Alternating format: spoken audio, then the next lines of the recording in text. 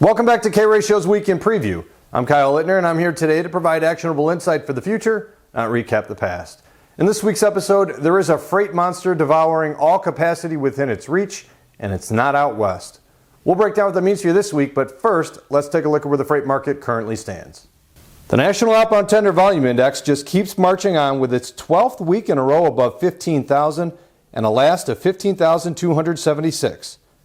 National tender rejections remain firm, elevated, and beyond any historical measure with a last of 23.9%, and combining the two metrics still gives us a freight load volume number 10 to 15% higher than any time for this spot on the calendar than ever before, despite the near complete return to life as we knew prior to COVID. DOT road checks, Mother's Day, Colonial Pipeline, you can pick your excuse, but the fact of the matter is too much freight is coming from too many different locations across too many trailer types. This is why Truckstop reported an 18-cent jump in dry van spot rates in blue, a 7-cent pop in flatbed spot in green, and a mind-boggling 37-cent launch in reefer spot rates in orange.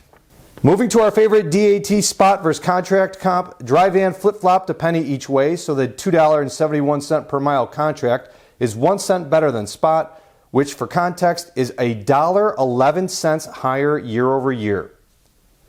Taking a peek at reefer gives us a 1 cent drop in spot, now $3.11 a mile, but even with a 7-cent rally in contract rates, the spread remains a serious issue at 24 cents spot over contract. Last but not least, flatbed ticked up a penny, now $3.11, while contract move up 3 cents as well to put the spread at spot 11 over contract. All three trailer types remain spot dominant, and Memorial Day weekend is still weeks away. Updating the developing situation we first brought up at the start of May, the dominoes of produce season continue to fall and have now fully brought neighboring markets along for the ride. Southern California and Florida are obviously where produce season problems truly begin and matter most, but we've been highlighting LA and Atlanta as the key markets to watch for the second order effect of produce season. And while both markets have behaved as predicted, Atlanta has taken things to an entirely different level. For starters, outbound Atlanta reefer rejections have jumped over 8 percentage points in the past week to the highest level since June 2018, now at 38% here in blue and the widest margin ever over dry van in orange. Last week, we showed you the absurd outbound reefer rates for Florida and warned that capacity would leave Atlanta to chase those rates, which clearly came true. Unfortunately, this comes as every single business in Atlanta chose to ship every single widget in Atlanta, as the outbound tender volume index for Atlanta hit its highest number ever, a full 6% higher than the previous record in August of last year. This has pushed outbound Atlanta reefer to the highest rates on record for its favorite destinations, including 67 cents higher month over month to Houston, 79 cents higher month over month to Indianapolis, and the 75 cents month over month higher to Columbus is good for an astonishing $2.04 per mile more than May of last year. Simply put, there's just too much freight for not enough trucks. What does this mean for freight this week? Carriers, Atlanta has everything you need and all that you desire. Dry van, flatbed, reefer, high volumes, and even higher rates. Even when produce season ends, the Port of Savannah continues to see record imports, and Georgia is the #1 state for the production of timber and chicken, both of which in extremely high demand right now.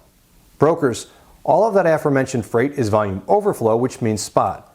First, you need to actively pursue it. Second, it's going to compete directly for capacity with all of that contractual Atlanta freight you already have, so get ahead of it. Shippers, perfect example of a situation where your freight is not the problem, but you're going to have to deal with it, as capacity will be lured by someone else with higher prices. Button up your routing guide because rejections will spike. I'm not cruel, so I'll save you the usual image of the Port of LA statistics, but I'll let you know they just completed their 9th consecutive month of higher year-over-year volumes while averaging over 900,000 containers per month. Move your contract rates up. To stay current with everything freight, follow us on LinkedIn, or for more information on all of our products, including our award-winning freight intelligence platform so your margins don't end up where they are today, check us out at k-ratio.com. Please stay safe, and thanks again for watching.